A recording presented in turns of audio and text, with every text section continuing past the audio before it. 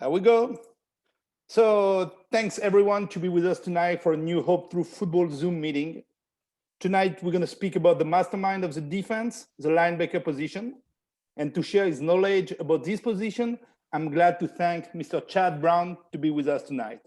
So here is a very quick resume of his amazing career.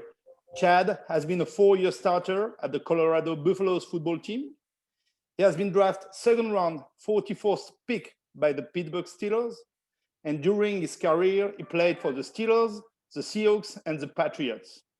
Chad made 3 Pro Bowls. He is part of the Seattle Seahawks 35th anniversary team. He has more than 1,000 tackles in his career, 79 sacks, 6 interceptions, and 17 forced fumbles. Before having Chad Brown for sharing his knowledge about this position, I'd let Rod Wooston to speak a little bit about Hope Through Football. Rod, it's up to you.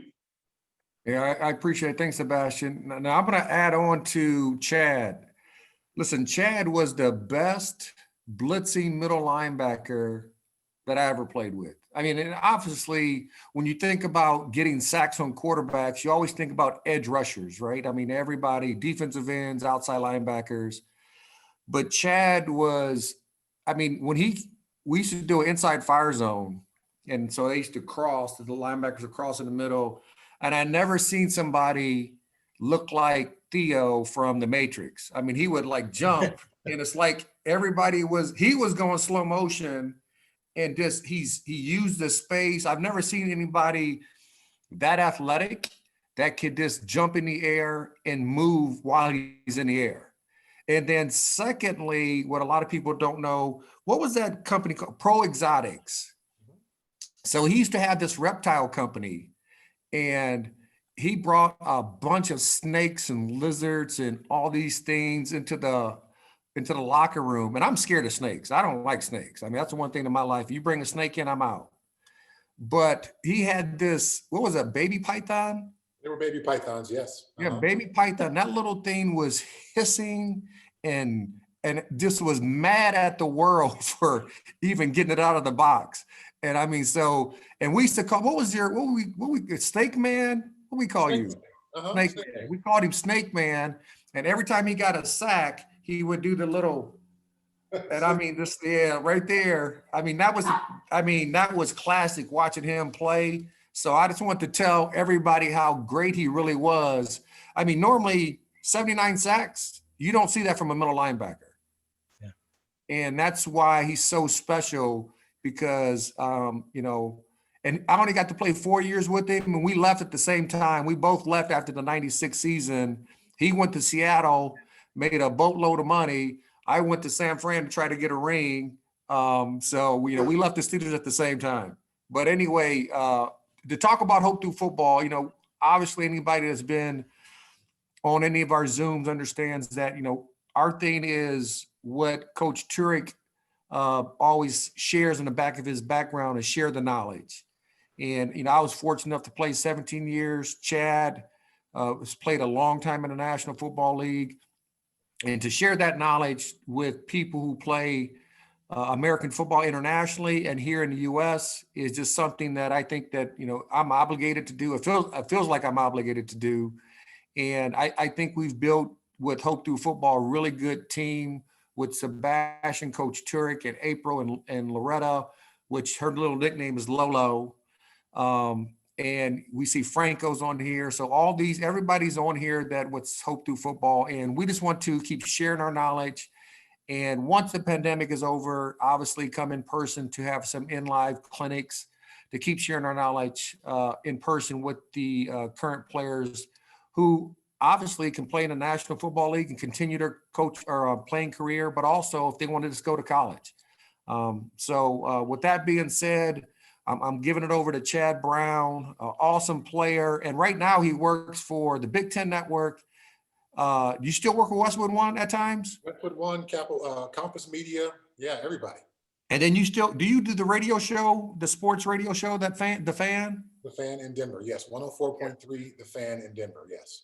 So he's all over the place on working with the games. So he knows ball. But anyway, Chad Brown, it's all yours. Well, thanks for the great introduction, guys. I appreciate it, Coach Sebastian, and thanks, Rod. The game of football. I mean, obviously, we're here to talk about the game and linebacker play, but I think this game is unique amongst any other game in what it teaches you and how it teaches you lessons that can last the rest of your life. Football is about teamwork. You know, I own several companies. The better we work together as a team, the better we can be. It's about sacrifice of self for the team. It's about toughness. It's about discipline. You know, it's about preparing for a long time to win a specific moment. So all these lessons that the game teaches us, they'll far outlast your time on the field. So I'm happy to see that this game of American football is, being spread all around the globe. Well, because I love the game of football, but really I love the lessons that it teaches you.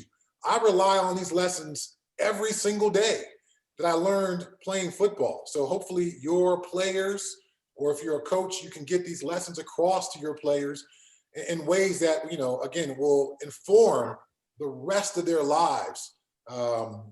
This game teaches these lessons in such a real, visceral way, unlike anything else I've ever experienced.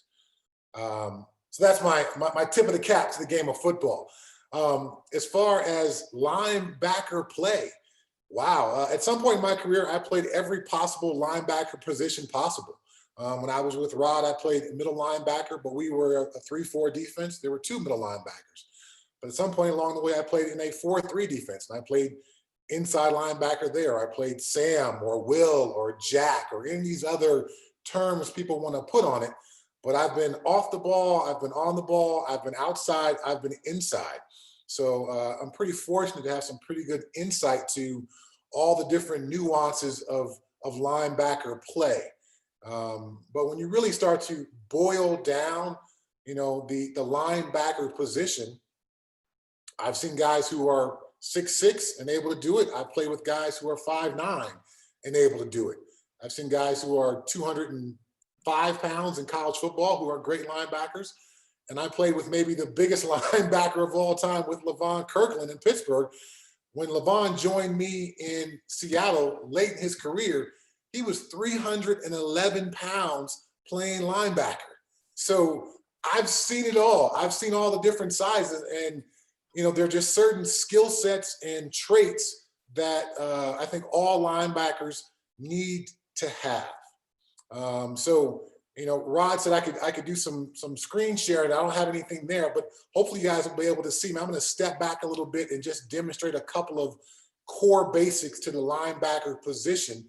But I want to start with the stance. If you don't have a good stance that enables you to move, you've literally got no shot for the rest of the play. Now, there's obviously some variation that can be put in this, but I think the basics remain the same, regardless of what linebacker role your player is playing. So let me stand up. Hopefully you guys can see me pretty good as I back up a little bit here.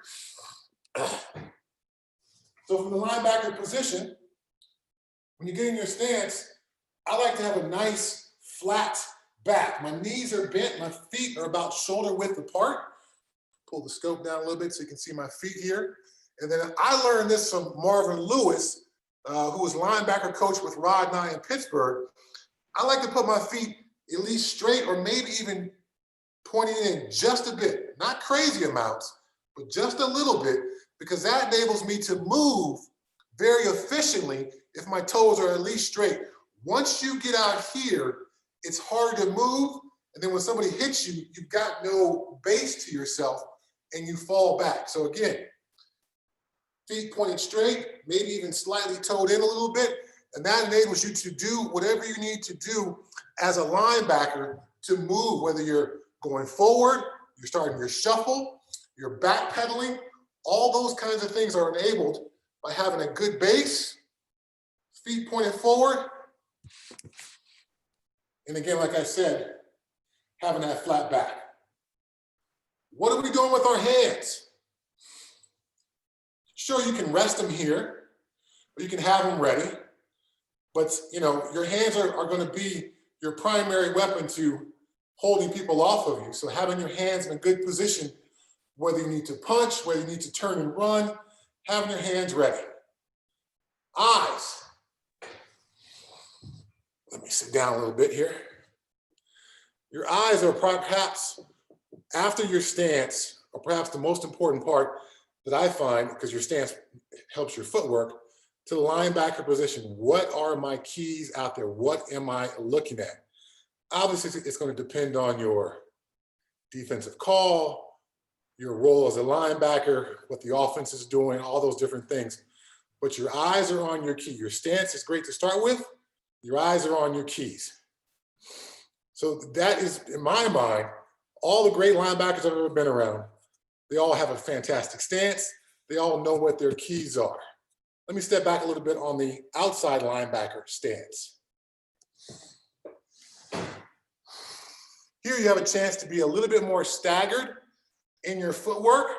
If the ball is to my inside, I like to have my inside foot up, and my outside foot just a little bit back. We don't want to be in a track stance unless we're going to rush the quarterback. But if we're just playing on the line of scrimmage as an outside linebacker, having that outside foot back allows you to get into your drop if you need to. You can step forward to contain the edge of the offense, or you can step down if you need to seal off an inside gap.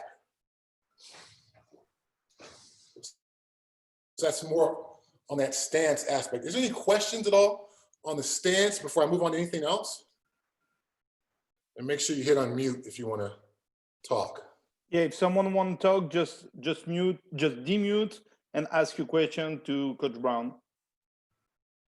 But I think it's pretty clear. Even me, for a former O-line, I understand. So everybody should understand. Okay, I didn't know exactly where to start and what everybody's depth of knowledge was. So I figured I would start with the basic. The stance is obviously pretty critical. Another key to linebacker play is obviously footwork. You at some point are going to be running with the fastest people on the field, but you're also going to be physically engaged with the biggest and strongest people on the field. So your footwork in each situation is absolutely critical to your success there. So as a linebacker, I've always found the footwork drills that we do in practice are critically important. And there's, again, because we're running with fast guys, we're hitting big guys, we need to know how to deal with sudden changes of direction, but we also need to know how to deal with a lot of force coming at us. And then when it comes to tackling, footwork is also critically important as well. All right, so the footwork drills we're all familiar with is all the bag work, going over the bags, weaving between the bags, maybe a Christmas tree type of drill where you're backpedaling for 5 yards, shifting direction, backpedaling for 5 yards the other way. Not always backpedaling, but turning and running, for 5 yards. And you can do that, 4 or 5 different times. The explosion footwork, when you're coming on and taking on blocks. A linebacker without proper footwork is just going to have a difficult time accomplishing all the tasks that are required of him. In the run game, you've got to be able to take an offensive lineman, or if you're an outside linebacker, perhaps a tight end. If you're inside linebacker, you're going to be taking on a fullback who's 4 or 5 yards behind the offensive line, and you're 4 or 5 yards behind the defensive line, and matching that person's footwork and then hitting them with a physical presence. And then in the coverage game, obviously you need to know how to deal with those guys, where your leverage is, where your help is, what side of my coverage am I trying to take away or eliminate any in-breaking or out-breaking routes. So your footwork is going to give you the ability to do all of those kinds of things. And then, there's always those, little bit of, I suppose, variables in your footwork when you're dealing with some things like a wildcat quarterback or some type of zone or option attack, where you're forced to be patient with your footwork, keep your feet active, but you're trying to be patient and force the offense into making a decision. So every linebacker I've ever been around who's really good at it has good footwork. They may not all be super fast, they all may not be quick, but in those critical situations, taking on a block, they're able to get their base underneath them. Their feet don't get too wide, their feet don't get too narrow. They don't have one foot forward and one back foot very far back. They have their base underneath them. In coverage situations, they may not be as fast as the players they are covering, but they utilize their footwork in ways that allow them to eliminate or take away routes in coverage, and also accentuate or play to where their help is. So if I got a safety on the outside, then I play to the inside. If my help is all inside, maybe my middle linebacker is free and I'm an outside linebacker, I know I need to play to the outside and I have to play to my leverage. And then things, again, like I mentioned, option zone attacks, things like that, your ability to shuffle your footwork, keep your base underneath you, so now you can respond whether the quarterback keeps it or we need to turn and run and get out to the pitch. So footwork is always going to be an important piece of that linebacker position. Footwork also plays a role in tackling.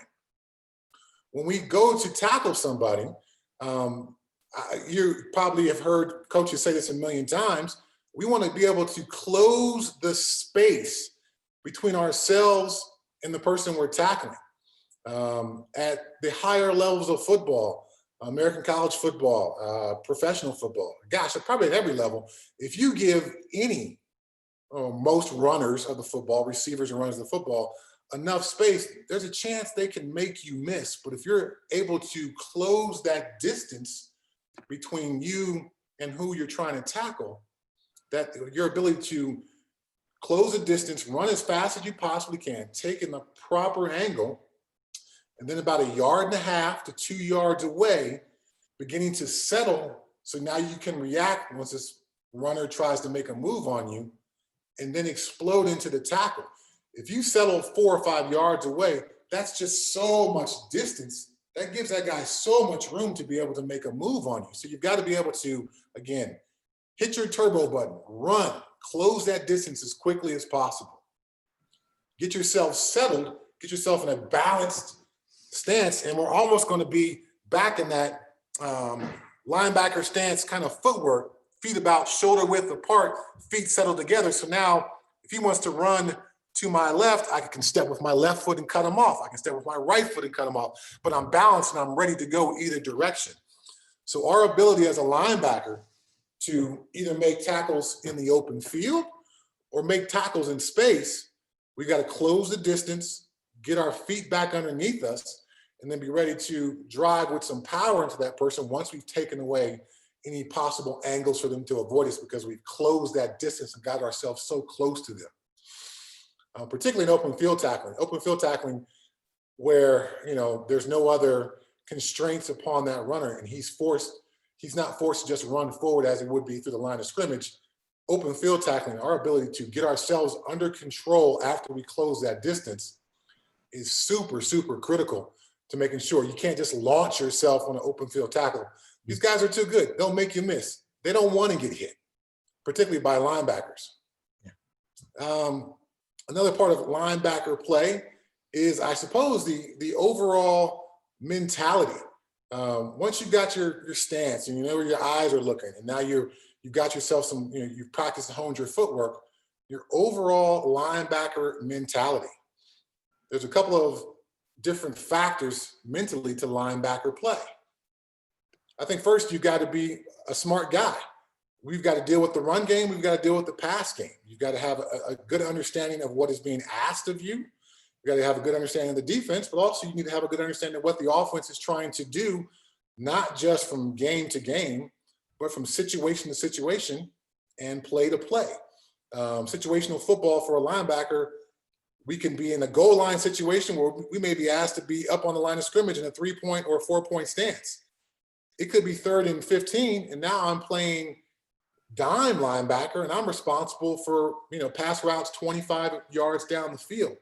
So we need to understand those situations, what the offense is trying to accomplish, so therefore we can do what we need to do within that. But also, more than just the knowledge of your position and knowledge of the offense, is your overall mentality as a football player. The best linebackers I've ever been around, guys I played with, when on the same team as Rod, were incredibly physical and very tough-minded. We are in my opinion, the intimidators on the football field. If you've got a hard-hitting, physical linebacker group, offensive coordinators worry about those kind of things. Running backs worry about those kind of things. Receivers coming across the middle worry about those kinds of things. Our physical presence, the way that we go out and play the game, has an effect not just for our linebacker group, but across the entire defense. We can spark and create momentum just simply by how hard we go out and hit somebody. Now, the hitting is not just limited to people with the ball in their hand. Obviously, we are taking on blocks constantly and getting off of blocks.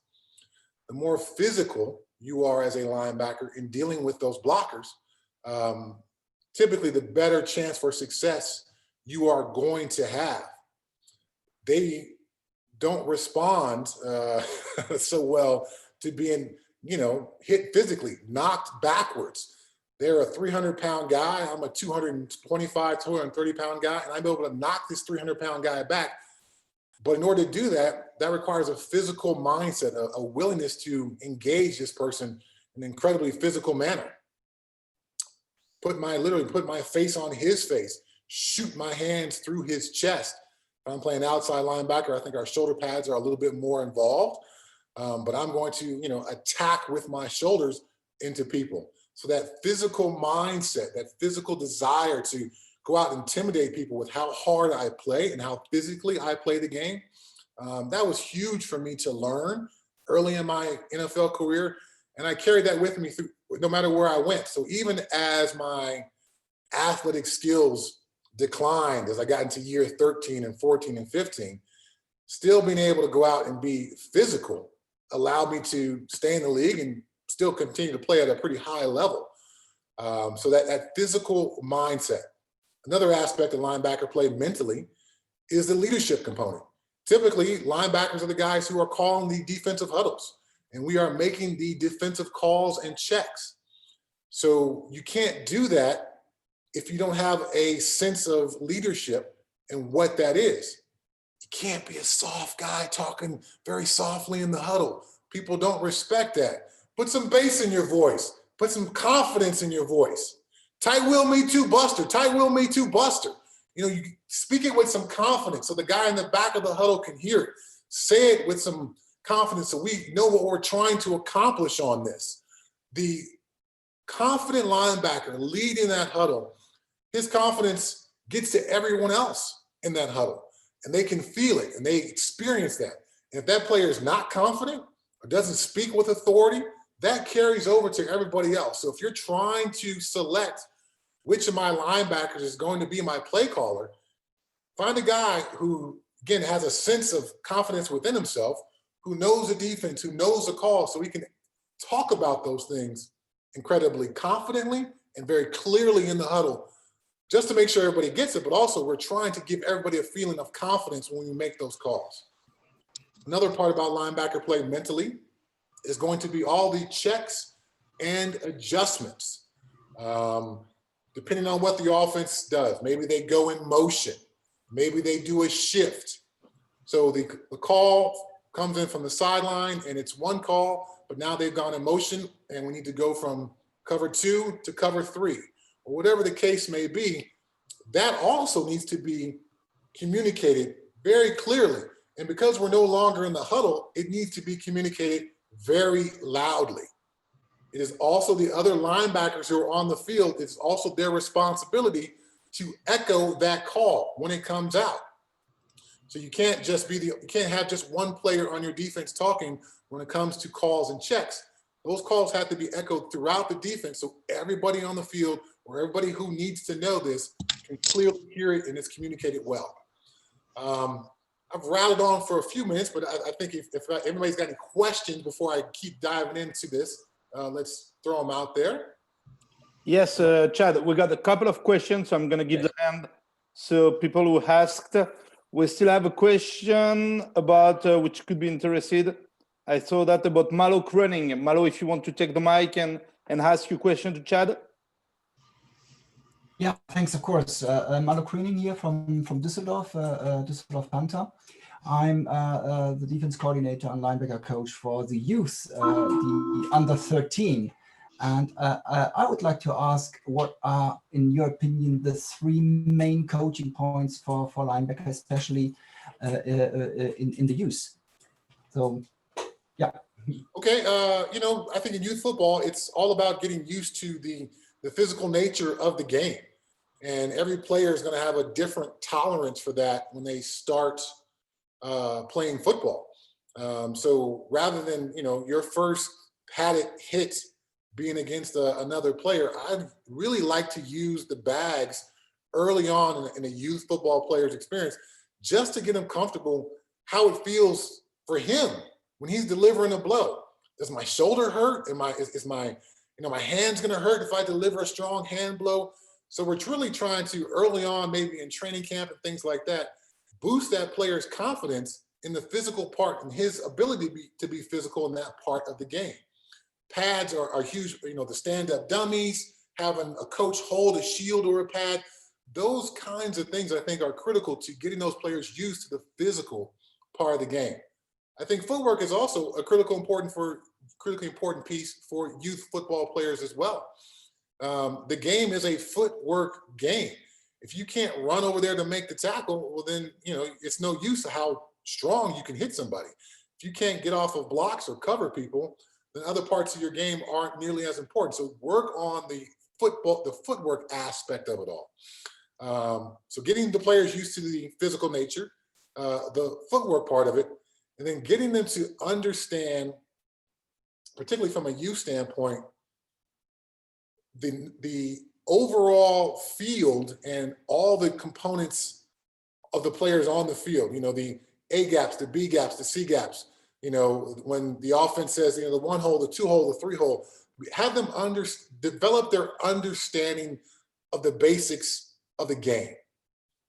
The holes, the gaps that as we call them defensively, their particular assignments. It's very difficult to play football full speed if you're unsure of what you're supposed to do. And the coach says, well, go, we're going to blitz that A gap. Well, which one is the A gap? So I think before we start getting into some of the more nuanced parts of the game or the playbook, we really got to hone in on some of these core basics so all the players can be armed with that sense of surety and that sense of confidence about what we're asking them to do. Thank you, Shad. Thank you. We'll toss the same kind of question from Dave Easton. Dave, if you want to take the mic to ask your question. Yeah, hi. So I coach football here in New York in the US, and I'm having a really hard time teaching my players the footwork of after they take their initial steps, like, because we teach them as soon as the ball snapped, you take 2 steps forward and you read the play. We're having a really hard time transitioning, especially when we're in man coverage, from going from those steps into coverage steps. So how would you kind of approach changing that footwork of being able to transition really quickly into coverage? Okay, I was taught to take steps forward as well as a youth player. And Dave, I'm sorry, how old are your players? What level of football is this? Oh, sorry, it's varsity football. Varsity football. Okay. I think the 2 steps forward is now in today's football such a situational thing. Play action has become, in some particularly NFL offenses, almost 50% of their pass plays are play action plays, and they are counting on linebackers stepping forward to do the old traditional 2 steps forward. So I think it's got to be a bit of a situational thing, Dave. But as far as once you take those 2 steps forward, how do we get back into our drops and gain that ground?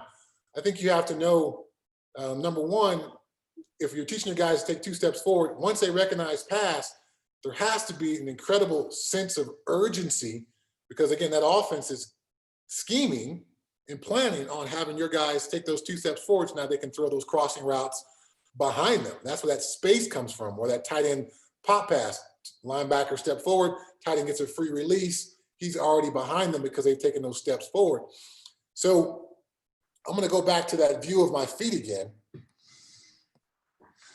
So if I were to take on my linebacker stance, Dave, and I take my 1-2 steps forward, by having my feet still underneath me and having still a good base, I can just turn and go back and launch off this foot here. So again, 1-2 step forward. Now I'm able to step off of this foot, but watch what this foot does.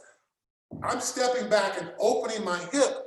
And what that does is that sets the angle for my drop. So now my drop is not some meandering, not sure where I'm going drop. As soon as I plant this foot and this hip opens, this sets the angle. Am I a flat dropper? Well, now my hip is not opening nearly as wide. Am I trying to get back to the seam? Well, I got to open up this hip much further and take a much deeper angle with this foot to set that. So by doing that and setting our angle with that first drop step, we can really get back much quicker and get to where we need to go on the field. The next part of this is knowing the field. They put markers on the field. They're for more than just the announcers in the booth. They're for us on the field. The hash is a certain place.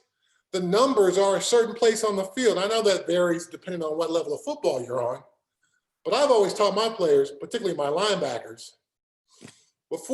after we break the huddle and you're getting into your position on the field, take a look around you and see if there's a marker on the field that you can use for your pass drop.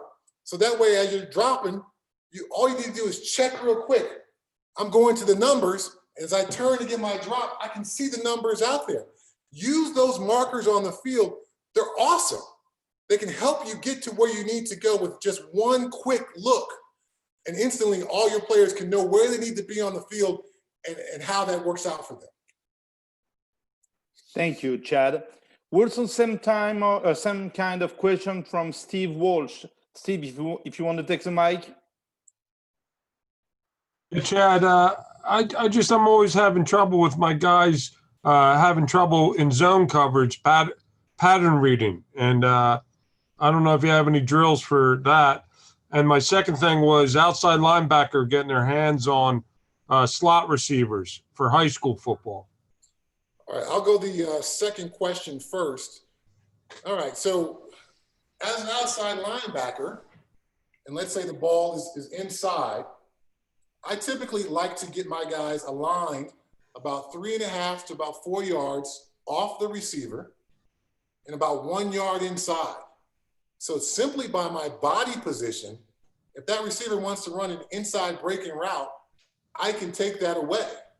Also by my body position, if he were to release upfield, I don't have to run over to him and get myself out of position for the run game.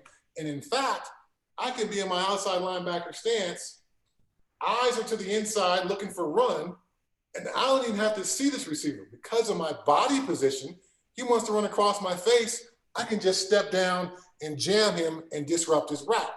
He wants to run upfield, my eyes can still be inside, and I can use one hand to jam him. If I go to use two hands, watch what happens. Now I've turned my back to the run, and I've given this receiver an opportunity to grab and attack my inside shoulder, pull me by, so he can run an in-breaking route. So there's two components to it. You got to get your alignment set up first. So it may not be exactly what I said, 1 yard inside, 3.5 to 4.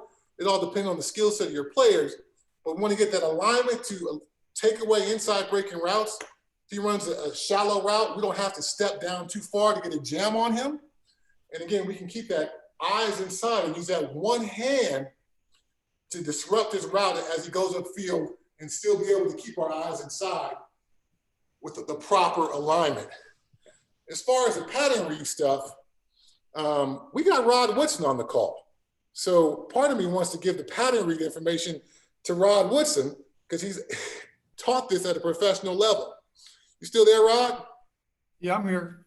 Yeah, pattern reads are, most offenses in the in every sport, everybody kind of, there's certain places that are still doing the veers and all that stuff, but it's rare to see that anymore. So most people are running one back. You know, everybody's running the run and shoot, the K-gun version of what Buffalo and them, all those guys did back in the day, with the added emphasis on RPO. So they read the box and zone reads.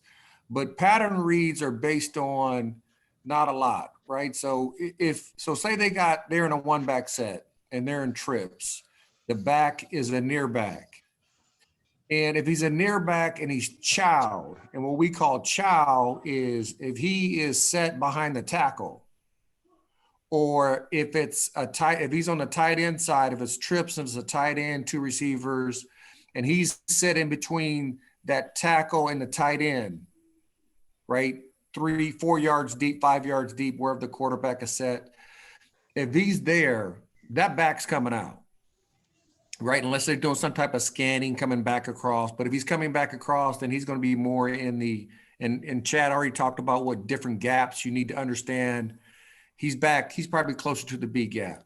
So what we always say about like different patterns, if the number 2 receiver goes to the flat, and so we say a 2-3 split. If a 2-3 split and Chad's inside backer and he is a strong hook player, if the number 2 goes to the flat, the number 3 goes this way, they're opening up that strong hook window for a reason, right? So something's coming back into or back across from to get back to that window.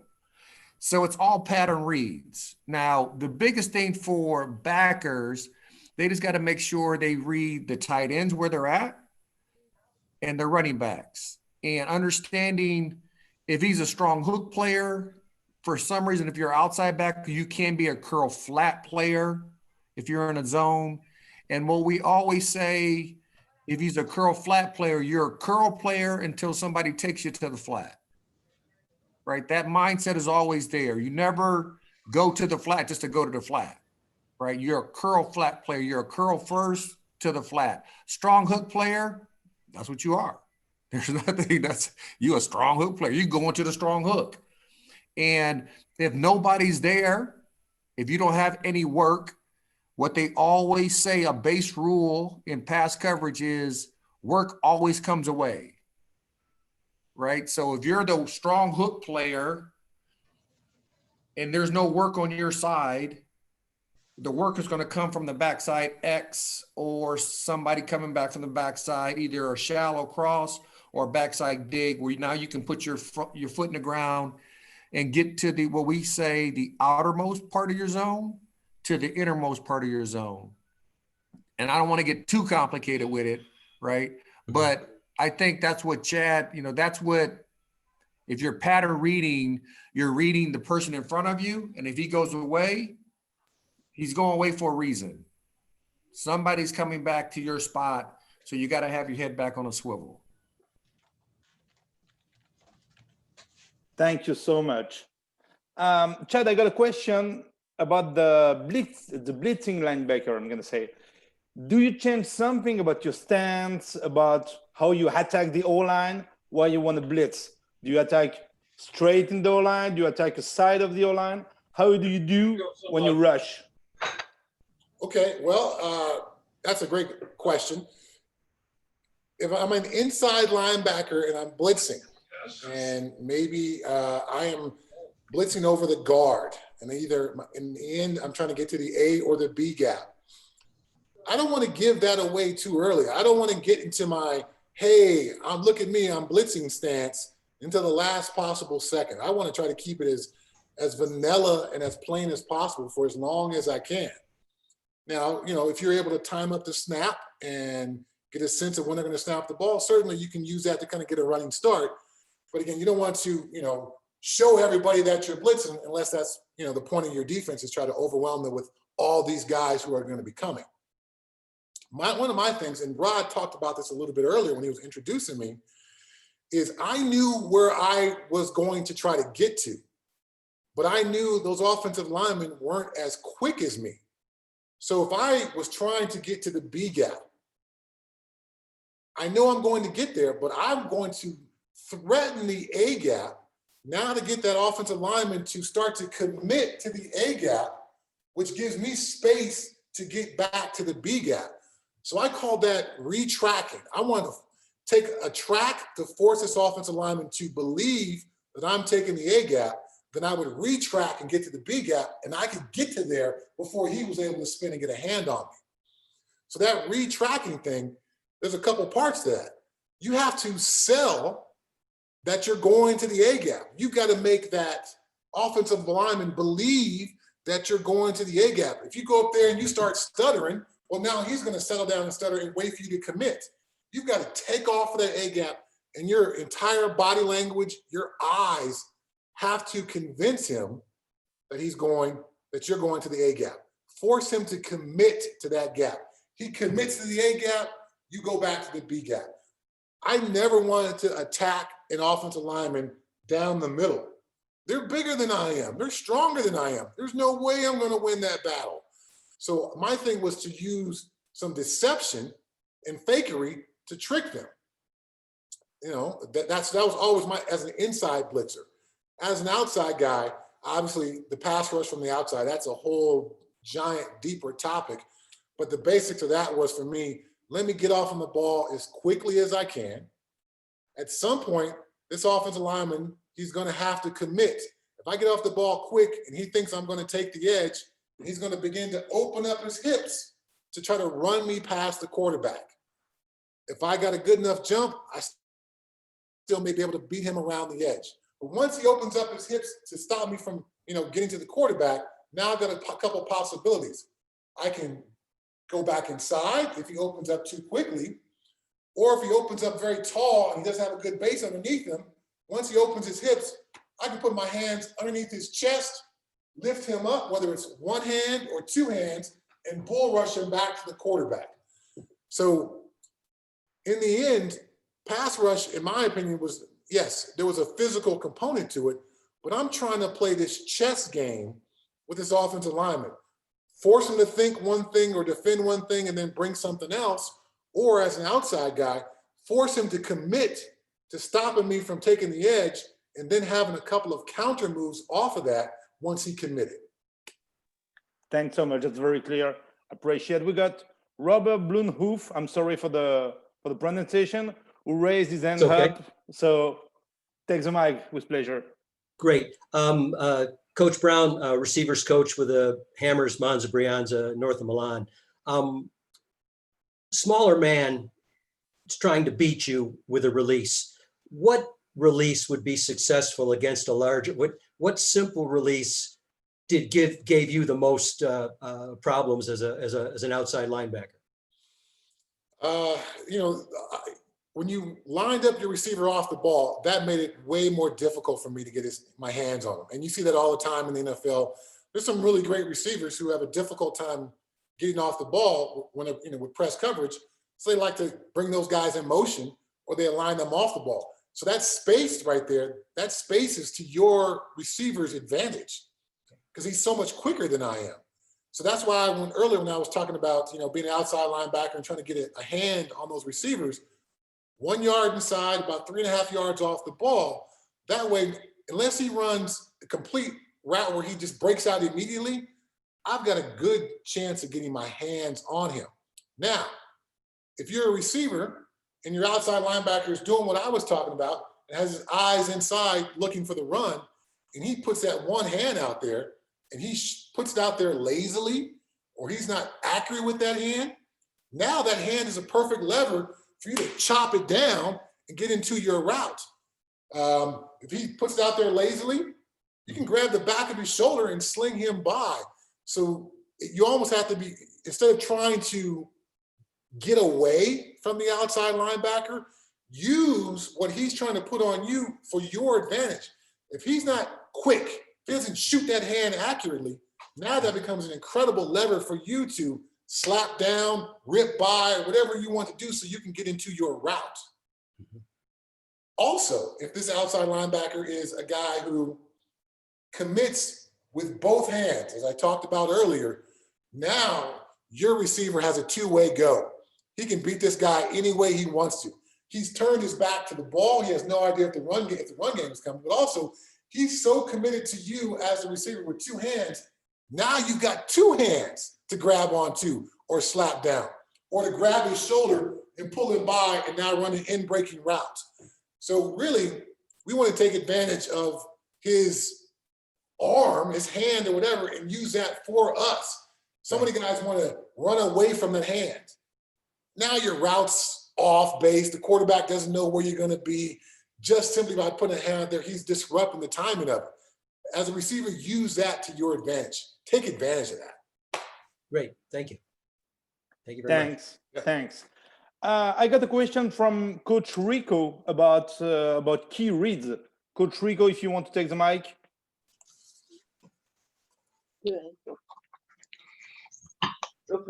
Yeah, thank you, Sebastian. My question, Chad Child, I coach in Italy, in the city of Torino. And my question is about the key reading. If you agree on reading the online, or if you prefer to teach about reading the second level. Okay, number one, I think you got a lot of magnets on your refrigerator back there. That's quite impressive. Yes, I do. And I have my dinner in front of me too. Awesome. Yeah, so I preferred to be able to see both. I don't think you can have tunnel vision on one or the other. And now that we're seeing some of this Kyle Shanahan and Andy Reid stuff offensively, they'll pull an offensive lineman just to confuse linebackers. And I'm sure that's not just part of the NFL game. I see that occasionally in college football. And I have to imagine, it's also a part of youth football now. So you've got to be able to see both, particularly as an inside linebacker. So I'd like to, the way I was taught is I see through that guard into the backfield. Also, a critical piece of that is usually a guard's or an offensive lineman's footwork doesn't lie. And what I mean by that is, show my feet again. This is an offensive guard. And he steps forward like that. Chances are he's coming to block me. He steps flat. He's pulling. Now, you should recognize that puller, and hopefully the backfield action matches up with that so you can see that. He steps at an angle. He's either coming to double team or he's coming to cut me off. So there's only a couple of things he can do based on his footwork. So again, we're not staring at his feet and we're not staring at the guard. We're kind of just taking over a soft focus on that entire picture. If I'm playing inside linebacker, I can see the guard, I can see the center, I see a little bit of the tackle, but I can also see into the backfield. So your ability to kind of see all those pieces becomes important. So you can't just have one laser focus. You got to open up that scope a bit so you can kind of take it all in. And if you watch enough tape, particularly of a specific opponent, you'll see all the little key breakers they may have. Are they a team that runs counter? So the back steps one way and he comes back the other. Well, the guard pull is going to tell you on a counter. So if you're looking at the backfield, you're going to step with that back when he does his jab step to set up the pull.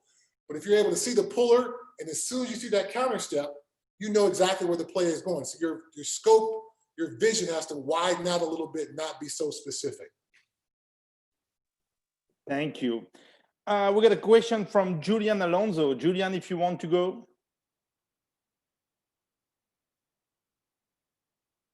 No. Yeah.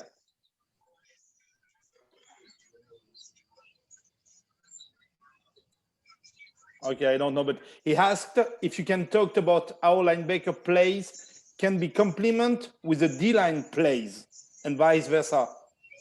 So how do you adjust about what the D-line does, and how do you work together, D-line and linebacker? Oh, absolutely. We work together. We have to work together. So, I mean, there's only so many gaps offensively. So we've got to find a way to cover those gaps. And, in my mind, I've been a part of so many different defenses where it doesn't have to be I'm responsible for the A gap every single time. I think you have to continually force the offense to adjust. So if I'm playing a 3-4 defense and I'm responsible for the B gap, every once in a while, you've got to bring, as a defensive coordinator, bring that defensive tackle down into that B gap, and I'll take the C gap. I take responsibility for that. Or something we did a lot in Pittsburgh when Rod and I played together, we would bring the outside linebacker and the defensive tackle to the inside so the inside linebacker could scrape right off those guys to the outside. They would knock down all those inside gaps, force the running back to bounce it outside, and I'm just sitting there waiting to make a tackle for a loss. So the ability for the inside linebackers and D-line, I guess, and in some cases, outside linebackers as well, to all play together and be responsible for all those gaps is super critical. And again, the ability for you as a coordinator to get your players to understand all those gaps and how we can change your responsibility, but we're still taking care of all the gaps. That allows you so much flexibility with your defense. And it makes it fun for the players, because so often as a linebacker, you're asked to read all these different things. But in those situations, those guys got those inside gaps. I'm just taking off right to scrape off their butts to make this tackle. I know where the play is going. Those are the most fun plays for your linebackers. Okay, thanks. We got a question from Adams. Adam, if you want to go ahead.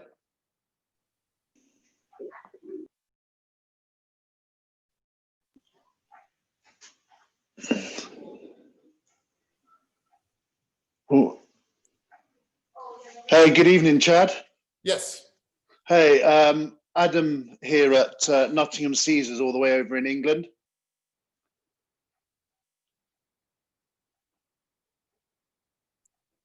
Yes, we can hear you. Yes. Okay, perfect. Thank you. First of all, massive Steelers fan, so great to speak with you and hear from you. My question, you touched briefly on the traditional steps for the linebacker was 2 steps forward when the ball was snapped. Is that something that you still advocate, or are they kind of static and chopping their feet when the ball's snapped? Again, I think it's just going to be situational to the situation on the field and who your opponent is. If they're a heavy run team, then sure, my linebackers, we're probably going to step forward most of the time. But in 3rd and 12, I mean, there's no reason to step forward. All that's going to do is going to make it more difficult for you to get to your pass drop. So I think a reading of the situation and an understanding of what the opponent's trying to achieve in each situation is critical to, allowing your linebackers to step forward or to not step forward. Now it's difficult because, again, every Sunday I watch NFL football, and a 3rd down situation and a 3rd and long situation, they still step forward sometimes, even without a play action fake. Or it's 3rd and 20 and the offense will run a play action fake. That fake should not be respected because the situation dictates they're going to pass the football here. So it's something, again, I think that's been ingrained in linebackers for so long. It's a very hard habit for guys to take. So if you're able to teach your players to do that situationally, I think that really is going to help them out in the long run. If they step forward every single play for half of the plays, because in most levels of football, it's about 50 run, 50 pass. The NFL is about 65% pass this year. If they step forward every single play, they're starting off at least half the plays at a disadvantage. So they need to understand the situation to know when to use that. And again, if it's a run down, if it's a run team, if it's 1st down, then sure, we're going to do that. But 2nd and long, 3rd and long, try to eliminate that from your mindset so you can get yourself in the best position to get a good pass drop. That's going to be more important there. Perfect. Thank you. Appreciate that. Thank you, Chad. We get a question from Al Paikin, who asked, what tips and advice can you give when you're watching film for an upcoming game? So we're not talking right now about I'm going to say football, not field, but very important part. And we don't take so much time in Europe about preparation and watching game. Okay. Knowing your opponent is critical. And I always like to make it easier rather than trying to memorize all these different things that my opponent does. I like to break it into, digestible blocks. On first down, this is what they like. Second and short, second and long. So try to break it into certain situations. If they're backed up against their goal line, chances are they only got a couple of plays, a couple of inside dives, and maybe some kind of quick hitting pass. If they're on the goal line, they've got a couple of plays there. They've got some run plays, and they've got probably some play action style passes, or maybe a fade ball outside. So there's only so many plays for each given situation. So I've always found it far easier for me to digest it if I broke it into the situations on the field. So as soon as a situation came up, it was easy for me to remember, hey guys, third and long. They love screen and draw right here, and be able to communicate that to all my teammates rather than trying to go through, man, I watched, they did 75 plays and I can't remember what play they run on this formation.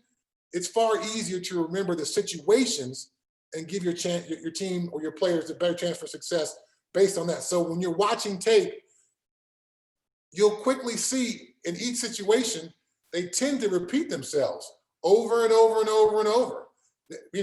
Coaches don't put in 30 goal line plays. They put in 5. They don't have 20 plays for third and long. They've got about 3 or 4. So once you understand the situations, then you can figure out what plays they like in those situations. Thank. What is very interesting that for many subjects you're talking about situation. You're not talking about a typical running back who's the best or big O-line.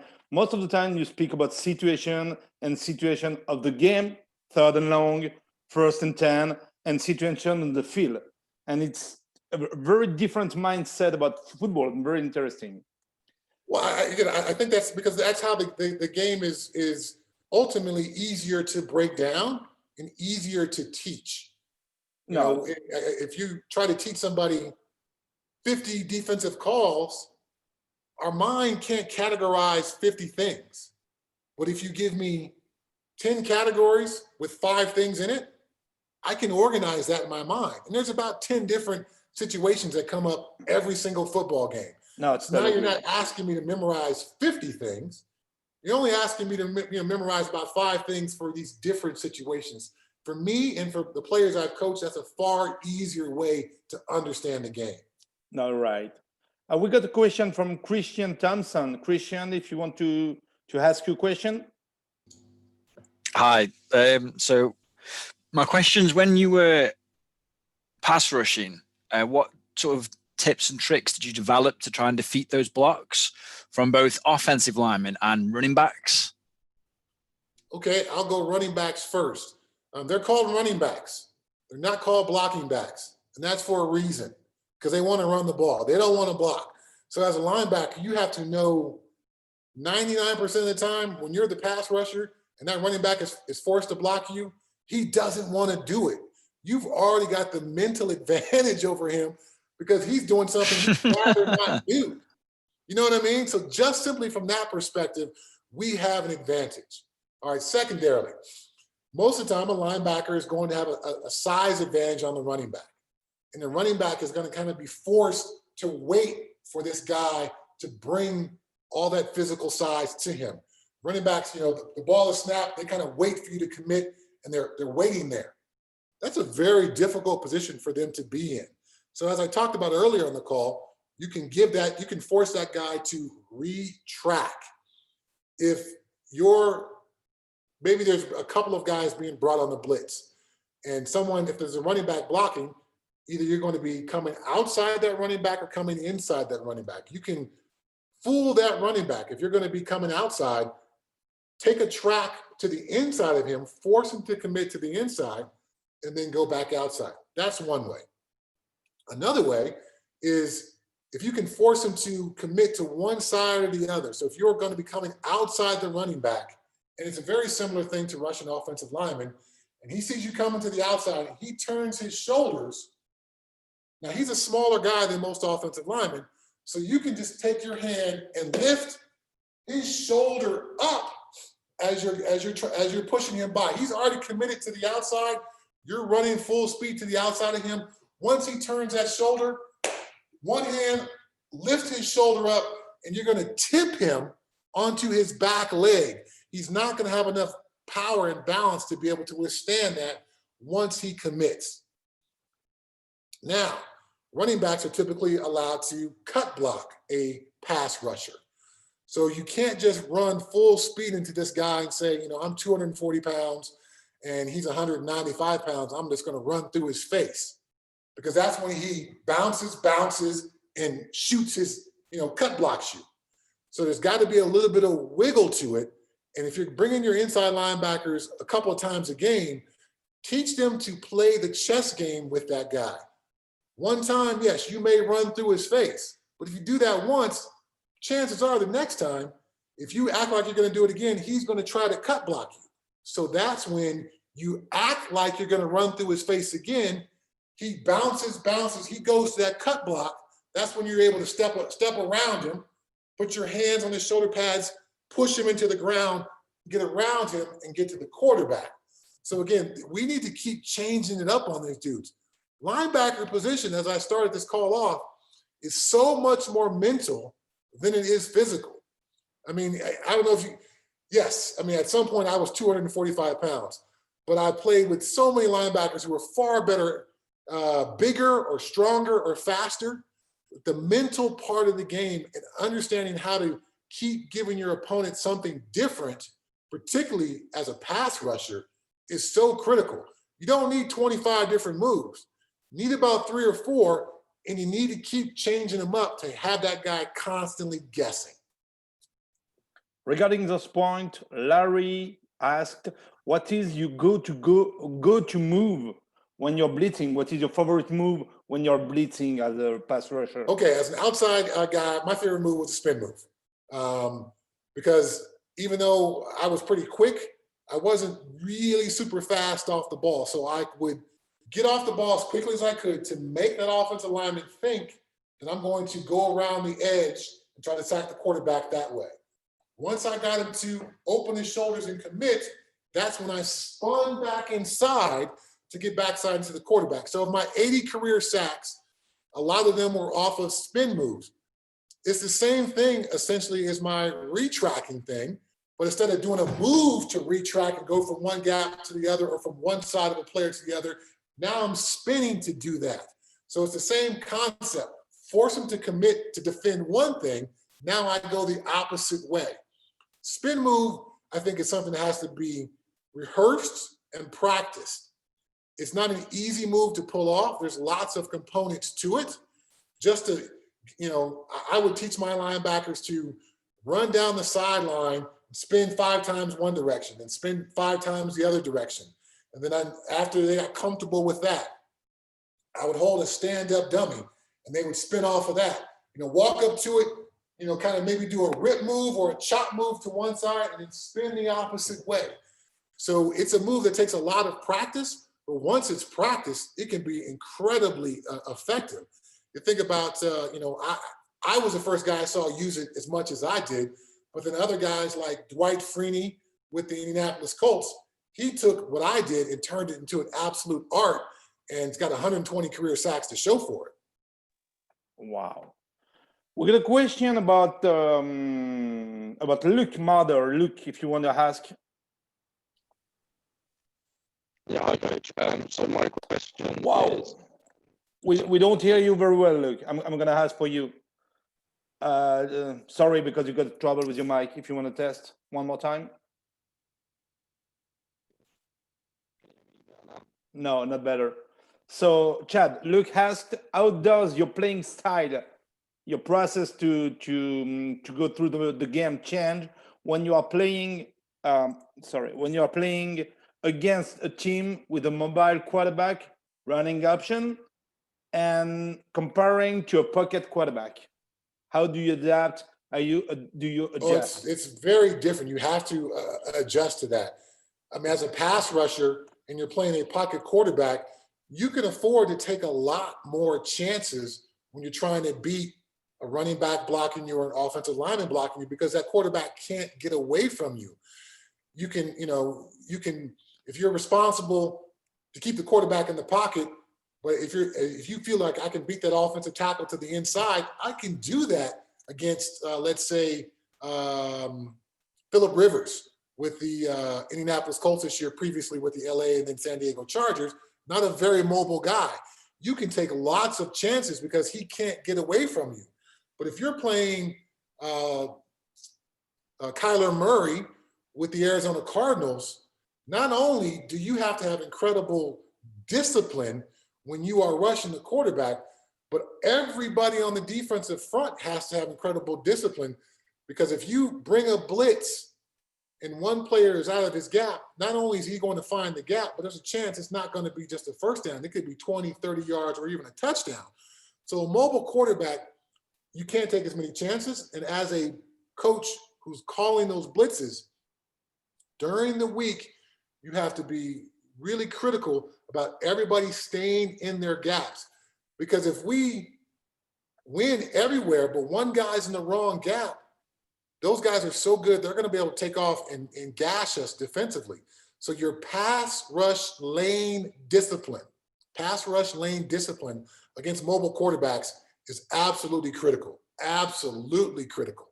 Now, sometimes you can still maybe rush 4 guys and you can have a spy linebacker who's got a little bit of a pass coverage responsibility and a little bit of responsibility. If that quarterback breaks the pocket, my job is really try to go out and make that tackle or limit his gain so he doesn't gash us for 40 yards. So some teams do that more spy technique. They let their pass rushers go, knowing that we've got another player on the field who's a better athlete than our defensive lineman, who has a chance to run with this mobile quarterback. If he breaks the pocket, we're counting on that guy making that tackle. So it's night and day, the difference between defending those kind of guys and how you can approach it mentally. Once again, we're talking about mental. We got a question for Larry Doyle. Thanks, Coach Sebastian. Hi, can you hear me, Chad? Yes, I can. Lovely. My name is Larry Doyle. I'm a coach for University College Dublin out of Ireland. Coach Sebastian asked kind of the first portion of the question regarding your go-to move. I kind of have a two-pronged follow-up question. The first one was, you mentioned a spin move was your go-to when you're working, particularly as an outside linebacker. What was your counter off that if the move was, let's say, blocked off by the lineman? And then secondly, what was your go-to when blitzing as an inside linebacker, seeing as it is a bit of a kind of dark art out there? So okay, well, the trouble with the spin move, it's kind of a fully committed move. So it can't be deployed all the time. And that's why I like to set the spin move up by, again, trying to convince that offensive tackle that I was going to go around the edge on them, forcing them to overcommit to that, and then opening it back up on the inside. Because the spin move is so fully committed, there's not much of a counter off of it. And if you think about, okay, I'm going to convince this offensive lineman, I'm taking the edge, I chop his outside hand down, I try to spin back inside. There's not much counter you can do on that. Main thing I did was try to fight to get back outside. He's obviously gone from committed to stopping me from getting around the edge to now reacting back inside to my spin move. So my ability to try to fight back outside around him, at least I could keep the quarterback in the pocket, and maybe I would have a chance of having a counter off of that. But the spin move is not an easy one to develop a counter off of. As far as my go-to move as an inside linebacker, I'd like to do that jump move that Rod talked about. Once I got older in my career, I wasn't quite as athletic as I once was, so that jump move became more of a bull rush, not trying to put my helmet on his helmet and run through him. I still want to convince this guy I'm maybe going to take the edge and go outside of him, force him to commit to me, and that's when I lifted up that inside shoulder and tried to throw him into the quarterback and get myself back to the quarterback. we have such an advantage over those running backs because we're bigger and we're stronger, and they're standing still while we're running when the play starts. So to use a power move, not just a bull rush to run through them, but to use a power move once we've sold them on something else, I find to be the most effective way to beat those guys. Sell them on, hey, I'm gonna jump around you, and as soon as he responds to that, lift up that inside shoulder, get him onto his back heel, throw him by, and get to the quarterback. Thank you, Chad. Dev Easton, if you want to ask your question. Yeah, me again. Sorry. So I had a question about filling gaps at the line. If you're a linebacker and you're taking that step into a gap, would you prefer to use your hands to make contact with a lineman or your shoulder? I mean, obviously you wouldn't want to make contact with a lineman at all, but in the chance that a lineman steps in to block you, would you use your shoulder to kind of counter his contact, or would you use your hands to get separation? Linebacker is a hand position. Footwork is obviously important to getting you in the right position to be able to do those things, but it's a hand position. So you may make initial contact, maybe your shoulder or your helmet is involved in that initial contact, but you want to get separation off this offensive lineman. Those dudes hold. They're big and they're slow and they're ugly. They just want to, if we put a shoulder into them, their natural reaction is to hold us and get us some kind of, bear hug. So as much as possible, I want to avoid that. So I want to make some violent contact with my, again, my helmet or my shoulder pads, and then get that extension with my hands.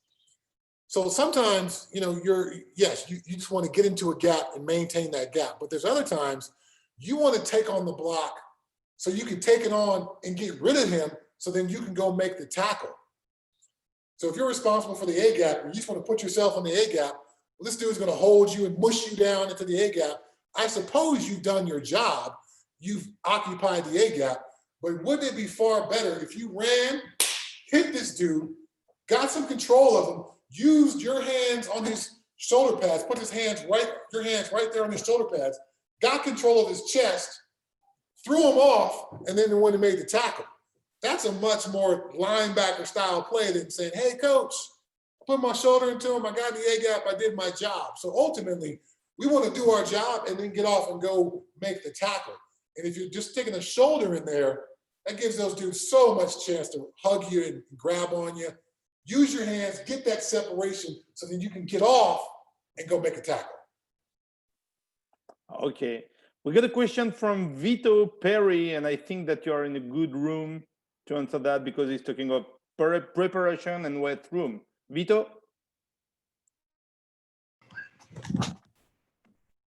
Hi, this is Vito. How you doing? Good. I'm a junior, Alpharetta, Georgia. Nice. And I was wondering, how do you prepare for the game? Let's see. How do you study film efficiently? What do you look for? All right. So, most of you guys are watching film, digitally now. And it's super easy, with the digital film to kind of review it situation by situation. You don't have to watch the whole game through to see all the situations. You can dial in those situations. I talked about this a little bit earlier in the call, is look at the team from a situational standpoint, because chances are those coaches don't have 20 different plays for each situation. They're going to run certain plays in certain places on the field in certain situations in the game. Plays they call in the 2-minute situation are going to be far different than the plays they call to start the half. The plays on 1st and 10 are going to be far different than the plays they call on 3rd and 15. The plays they call, in that 30 to 40 yard range from the end zone, that's where they want to take a shot, is far different than what they call on the goal line. So your ability to understand those various situations and what their favorite plays are in those situations, you got most of it taken care of. If you're able to do that, if you're playing middle linebacker and in each situation, you're able to call out to your teammates to be alert for their favorite play in the situation. You watch 2-3 games, a game tape, you watch it situationally, and as soon as they're at 3rd and 15, you remember they love screen here. Watch the screen, watch the screen. Either you've alerted your team to their absolute best play and you give them a chance to stop it. You know what I'm saying? So those kind of things are really critical to breaking down an opponent. You can't memorize 75 plays, but you can memorize those situational plays. And other than that, man, you know, that's the mental preparation as far as watching tape. But the preparation for a game, that obviously, and the confidence for a game, that starts way in the off season. How you condition your body, how you eat, how you sleep, how you rest, how you work to make yourself more explosive, what you do in practice, how hard do you practice? You know, do you condition yourself by playing as hard as you can in practice? Then the games are going to be a lot easier. So those kind of simple things give you best chance for success. And that's a phrase that I always say to every young player I've ever been around: give yourself best chance for success. It's not complicated. It's not rocket science. You know, show up to practice, you know, after a night of good sleep, you know, before the, you know, Friday night, before the Saturday game, crack open your playbook, just review it one more time. Give yourself the best chance for success by doing just the little simple basic details. You'd be surprised at how far doing the basics at a very, very high level will take you. Thank you, Chad. Thank you. Hey, Coach Sebastian, as Rod mentioned earlier, I got a game I'm doing tomorrow, and I got to start preparing for my flight. So I got about 10 more minutes here before I got to run. That's exactly what I'm going to say. I'm going to say, if someone got the last question, because it's nearly than 90 minutes you are with us, and that was a very good, very nice to hear you. I got a question from Luke, but I also would like to ask you, who was the best player you played against, and who was the best O-line, the more difficult you played against? Wow. I was teammates with Walter Jones, Hall of Fame offensive tackle. I played against Orlando Pace, Hall of Fame offensive tackle. I played against Jonathan Ogden, Hall of Fame offensive tackle. I played against, forget this question. yes. I That's played it, against forget Barry it. Allen, Hall of Fame offensive guard and offensive tackle. Bruce Matthews, Hall of Fame offensive guard, tackle, and center. Of all those guys, all obviously incredibly talented guys. But Bruce Matthews was probably the most efficient offensive lineman I played against, because he played with great footwork. And some games I would think he probably didn't even need his helmets or his shoulder pads, because his footwork was so good and he was so good with his hands. Sometimes after playing Bruce Matthews, you wouldn't be beat up because he just punished you, but your heart would hurt because you didn't make a single play, and all this dude used was his hands to stop me. Every single play, just grabbing on me with his hands. It was so sometimes demoralizing to play against him because he was just so efficient. The best player I ever played against, wow. You know, I played a long time and played against some very, very good players. Peyton Manning obviously just presents so much difficulty for you as a defense. And we've all seen Peyton Manning do his stuff at the line of scrimmage and change the play and do this and do that. And so we were playing the Colts. I was with the Seattle Seahawks. We weren't very good defensively. And the coordinator kept wanting us to, you know, shift and move around and try to confuse Peyton. And about halfway through the first quarter, I was like, that's just dumb, coach. All we're doing is screwing ourselves up. You know, so whatever plan you had, that's just not going to work. How about we just line up and just do our best that we possibly can? Because trying to confuse Peyton is confusing us. Thank you so much. And we got the last question. It's a pleasure for me to give the hand to Coach Rick from London, because he helped me a lot in European market and Premier League football. Coach Rick, you got the last question. Sure. Thank you, Sebastian. Coach, thank you for your time tonight. I just got a couple of questions away from being at practice, away from being at games. Can you give 3 key things linebackers should do to prepare themselves for the game of football from a kind of high school, college perspective rather than NFL? Okay. Make sure you're in absolutely great shape. Fatigue makes cowards of us all. That's a quote from Bill McCartney, my college coach. I'm not sure if he stole it from someplace, but it's hard to be courageous. It's hard to be tough. It's hard to be physical when you're tired. So you have to be in great shape to go out there and play, the linebacker position the way it is supposed to be played. So be in fantastic shape. Again, away from the practice fields, the game fields, is your understanding of the game. If you love football, you're going to be into it. You're going to watch football. You're going to read about football. Maybe you go on YouTube and watch videos of other great linebackers. Increase and expand your knowledge of the game would be number 2. And then number 3 for high school linebackers and college linebackers, he who seeks knowledge begins with humbleness. Great warriors are humble because they recognize there's so much that they don't know. I think as players, we need to be confident, but we shouldn't be cocky. We need to be willing to try so hard that we fail sometimes. People who have too much of a view of themselves are afraid to fail. As a linebacker, you're going to fail. You're going to guess what? You're going to get knocked on your ass. Are you humble enough to get back up and try again? And maybe get knocked on your ass again. If you play against Larry Allen, that's certainly happening more often than you would have liked.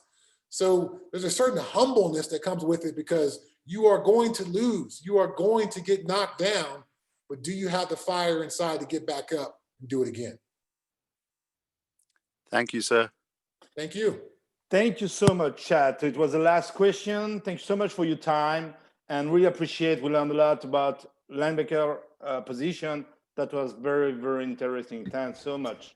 Rod, if you want to finish and close the meeting, Rod, if you are with us. Yeah, I'm here. I mean, I'm giving it to you, Sebastian. This is your Yes, hello. show. I just appreciate you. I appreciate you, Chad. Have a good call, brother. Thank Be you. safe traveling, man. All right. I will mask up. Thanks so much for everything, Chad. Thanks, Rod, for helping us to create some Zoom. Coach Rick, thanks so much for what you did in Europe. Everybody, I really thank you. I don't think we're gonna have some next meeting before the Christmas and New Year. So I wish everybody to stay safe, take care about you and your family with the pandemic. And we're gonna have some new meeting in January. So stay in touch on the Facebook page. Go on the YouTube channel to see the replays. And if you have any question, we got a mail address, Rod. What is the mail address, please? Yeah, Hope Through Football, all one word, hopethroughfootball@gmail.com. So if you get any question, guys, don't hesitate to ask, or you got my mail, and it's going to be a pleasure to answer. Chad, have a safe travel, have a good game, and hope to see you perhaps for next session. Thanks, guys. Good talking to you guys. Great. A lot of fun. Thanks so much. Bye. Appreciate it. Bye. Awesome job. Bye-bye. Thank you. Bye.